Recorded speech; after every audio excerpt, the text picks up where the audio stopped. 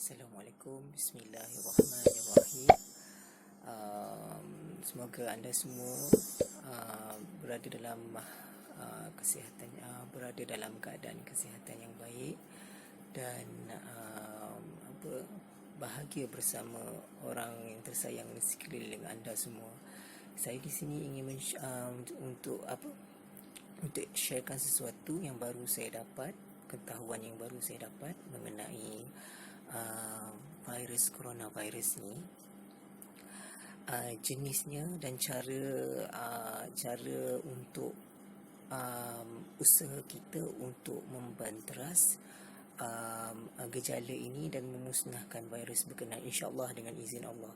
Jangan lupa amalkan semua ayat-ayat yang ustaz-ustaz suruh bacakan. Baca Al-Quran, solat 5 waktu. Jangan lupakan menjadi tanggungjawab kita sebagai muslimah di dunia ini. Jadi itu yang paling penting. Dalam doa kita sungguhnya perlu ada ikhtiar untuk untuk mengaminkan usaha kita tu, perlu kita berdoa. Itu yang sebaik-baiknya kan dalam usaha yang kita buat. Begitu juga untuk kita cuba untuk menangani virus yang melanda negara sedunia sekarang ni, insya-Allah. Baru ni saya ada tengok dalam satu video dalam Facebook, seminit resepi ke, mama saya yang share. Jadi dia bercerita pasal virus ni, dia adalah unsur daripada minyak. Dia punya jasad tu minyak. Jasad virus tu minyak. Jadi sel dia dekat dalam. Itu sebab rata-rata yang mengatakan makanlah apple cuka apple, makan benda-benda masam, orange sangkuit tu, lepas tu apa lagi, kurma dan sebagainya yang ada masam-masam kan. Sebab benda yang macam tu saja yang boleh menyingkirkan lemak. Macam di permukaan kita boleh contoh guna sabun. Sebab minyak dengan sabun dia memang tak boleh bercampur, dia akan terlerai. Kalau minyak dengan air, minyak tu dia akan bersatu balik sebab unsurnya begitu. Jadi saya saran kat sini, lepas saya tengok video tu, dia membuat saya diberi macam ilmu pengetahuan daripada Allah Ta'ala, insya-Allah, untuk menjaga diri dengan makan benda-benda sunnah. Contohnya yang anti kolesterol. Contoh makanan sunnah apa? Kurma kan. Kurma dia anti kolesterol untuk orang darah tinggi, kecil manis, sebab dia boleh menyingkirkan lemak dalam badan. Buah delima, anggur, minyak zaitun, dia minyak lemak yang baik kan, dan boleh menyingkirkan lemak yang jahat. Minyak zaitun. Dan jangan lupa habatus sauda, sangat baik. Sebutir itu saja, ustaz-ustaz ramai yang cakap, sebutir saja hasrat dia sangat tinggi, dan dia tak boleh makan berlebihan. Dia boleh badan jadi panas. Itu menandakan kalau panas, dia boleh mencairkan lemak dan mencairkan darah yang pekat. Terutama kita yang suka makan benda yang tak apa-apa, memudaratkan sampai darah tinggi kita naik apa semua, ialah yang mengidap penyakit itulah. Itulah usaha yang kita cuba buat sekarang ni. Kalau makan, kita cuba makan benda yang macam sunnah. Contoh kurma, madu, apa lagi, anggur, delima kan dia masam-masam sikit macam tu. Lepas tu minyak zaitun. Itu dari segi sunnah-sunnah hanya yang kita memang selalu tahu. Dan apa lagi yang yang saya cakap tadi, cuka apple, lemon, limau kasturi paling murah kan. Kalau kat pasaran banyak boleh dapat limau kasturi. Mungkin pegaga pun bagus, sebab pegaga kalau setengah orang yang ada tekanan darah rendah, dia kalau makan pegaga lebih, dia kan macam miong-miong je kepala, rasa macam lemah, sebab pegaga sangat kuat sebenarnya untuk orang darah tinggi. Dan dia salah satu sayur yang boleh merendahkan tahap kolesterol atau darah tinggi seseorang dengan cepat. Cubalah kita cuba amalkan makan makanan macam tu sekarang ni. Itu untuk dalaman. kan.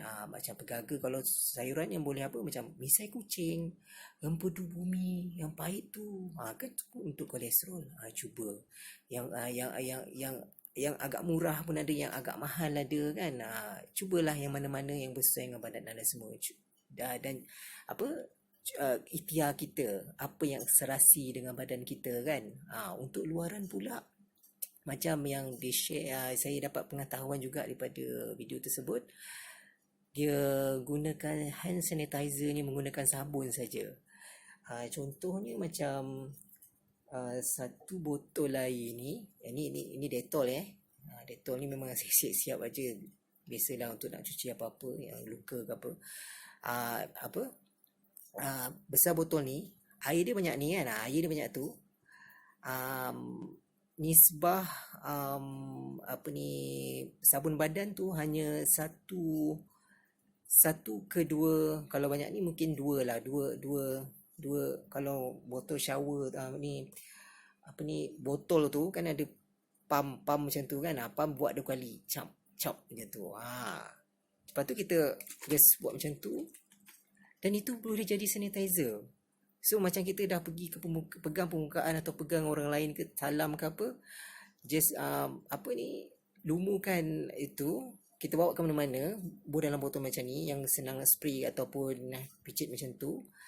Lumuhkan pada tangan kita, buat macam hand sanitizer. Buat dalam 1 minit itu, dalam 1 minit atau 30 saat. Seperti kaedah yang biasa diwar-warkan dalam apa, dalam media yang macam ni tu, yang keliling tangan tu. Saya tak boleh buat 2 tangan sebab satu tangan lagi saya pegang handphone.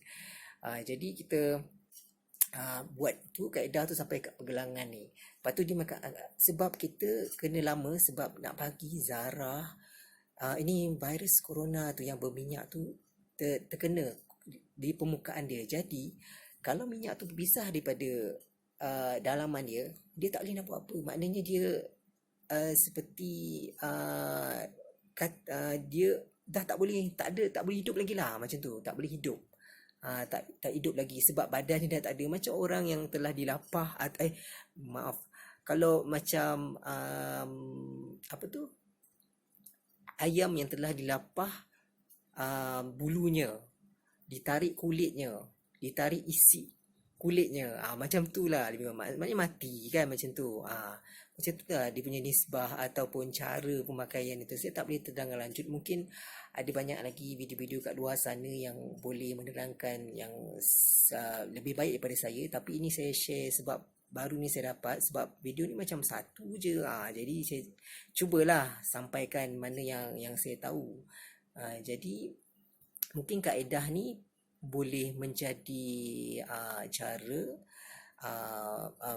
terkini atau agak murah daripada hand sanitizer sekarang yang agak harga yang sangat mahal sekarang ni kan. Cuba dengan cara tu, sebab dia telah buat air dengan minyak, dia tak boleh campur. Jadi dia dah buat dalam satu macam apa ni, cawan lah ni. Konon ni cawan lah, macam mana nak cakap Rasu pun ada di cawan kan. Ni konon cawan ni, pasu kecil, pasu karakter saya dulu. Dia letak air dalam ni, lepas tu dia letak minyak dalam kedua sudu. Lepas tu dia kacau, minyak tu akan bercantum balik dengan air. Dia tak boleh bercampurkan. Jadi letak satu titik ataupun 2 titik sabun badan yang jenis liquid. Minyak tu jadi berpisah. Jadi dia punya fizikal dah tak sempurna lagi. Maknanya dia dah rosak, dah tak boleh digunakan lagi.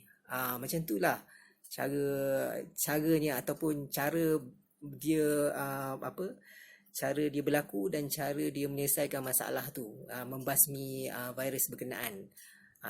Kita boleh cuba insya-Allah, sebab info ni pun saya baru dapat.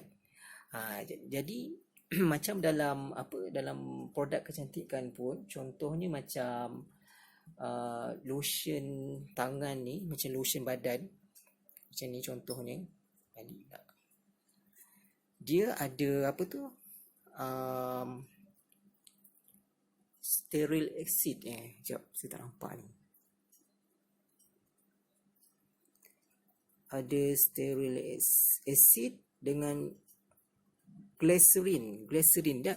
Ini pun ada unsur macam sabun tau, lotion ni saya rasa. Dia ada unsur macam sabun, jadi tak salah nak pakai. Antara pakai dekat ni pergelangan tangan sampai ke lengan ke kan, mana yang terdedah tu untuk orang lelaki, untuk orang perempuan pun elok gak pakai. Sebab mungkin kalau dia terhinggap dekat badan, dia tak jadi, dia tak melekat sebab dia dah termati. Macam tu lah, itu istilah saya tak tahu. Sebab dia pun ada asid dalam lotion ni, ada asid. Itu yang sebab saya dah baca, dan baca juga dalam shampoo badan pun ada benda yang sama juga. Apa salahnya kita pakai untuk double protection? Tetap juga basuh tangan, tetap juga buat pakai sanitizer ke, ataupun pakai yang macam sabun tadi pun tak boleh. Cuba sebab banyak kemungkinan kan. Jadi kita jaga dengan cara kita sendiri, yang berdasarkan ilmu-ilmu yang diberi, yang kita dapat, pengetahuan yang kita dapat. Cuba. Lepas tu macam macam moisturizer kulit pun kita ada yang unsur-unsur yang ada arbitol soda ke, strawberry lemon ke. Cuba pakai produk jenis macam tu, yang macam krim-krim jerawat pun saya rasa boleh, sebab dia menyingkirkan minyak di muka kan. Ini pengetahuan saya tak buat pendidikan ni, saya rasa sebab dia ada unsur menyingkirkan minyak. Jadi pakai je lah, buat double protection ke, third protection ke, cuba je. Sebab sekarang ni sangat tular dengan virus ni kan. Mudah-mudahan Allah Ta'ala angkat balik virus ni, ambil balik, dan siapa-siapa yang telah dijangkiti, mudah-mudahan Allah sembuhkan dengan rahmat dia, dengan keampunan dia, insya-Allah. Dan kita semua sekeluarga diberi perlindungan daripada semua gejala dan malapetaka ini. Amin. Apapun, terima kasih sebab menonton. Saya cuba sharekan apa yang patut, sebab kita pun sama-sama rakyat Malaysia stay pada tempat yang kita tinggal, rumah kita. Jadi adalah masa untuk nak share ilmu, insya-Allah. Dan mungkin kesempatan yang ada ni kita gunakan buat perkara-perkara yang baik. Kita tahu apa yang Allah akan angkat pada kita nanti. Dan dunia sekarang ni agak lain, jadi banyak-banyaklah beringat semua, insya-Allah. Panjatkan doa selalu, buatlah Allah apa yang Allah suruh, dan tinggalkan apa yang Allah larang. Itu yang paling penting. Tawakal kat dia lebih-lebih, sebab kita ni milik dia. Kita tak tahu apa kemudian hari, jadi kita sentiasa kena beringat, kita tak tahu apa yang akan ada di hadapan dan kelak kan. Jadi apa yang ada dekat kita ni, kita ikhtiar, jangan lupa doa, usaha, tawakal sentiasa pada Allah Ta'ala. Sentiasa dengan Allah, sentiasa hadirkan Allah dalam hati kita, diri kita, supaya Allah memberi cahayanya hingga ke akhir hayat kita nanti. Mudah-mudahan apa yang saya sharekan ni, walaupun tak sekemas, mungkin ramai lagi yang kemas membuat video-video macam ni. Saya banyak terkira sana, terkira sini, cakap pun kadang-kadang bubbling perkataan tu. Okey, minta maaf banyak-banyak. Semoga kita semua dalam rahmat Allah Subhanahu Wa Taala sentiasa hingga ke akhir hayat kita, hingga kita semua berjumpa di syurga Allah kelak pada satu masa nanti, insya-Allah. Amin amin ya rabbal alamin. Kita doakan sama-sama ya. Jangan lupa baca doa-doa yang telah diberi ustaz, dan apa anda yang tahu untuk kebaikan kita, dan yang dalam Al-Quran, yang hadis, dalam hadis pun ada salah satunya, a'udzubillahi minasyaitonirrajim, bismillahirrahmanirrahim, bismillahillazi la yadurru ma'asmi syai'un fil ardi wala fis samai wa huwas samiul alim. Insya-Allah kita dilindungi Allah Subhanahu Wa Taala dalam kehidupan kita di dunia dan akhirat, insya-Allah. Amin rabbal alamin. Okey semua, selamat beristirahat, selamat melakukan ibadat. selamat menjalani kehidupan bersama orang-orang yang tersayang. Jaga diri, jaga keluarga, jaga akhlak, jaga hati, jaga pandangan, dan jagalah diri untuk masa depan kita dunia dan di akhirat, insya-Allah. Assalamualaikum warahmatullahi wabarakatuh.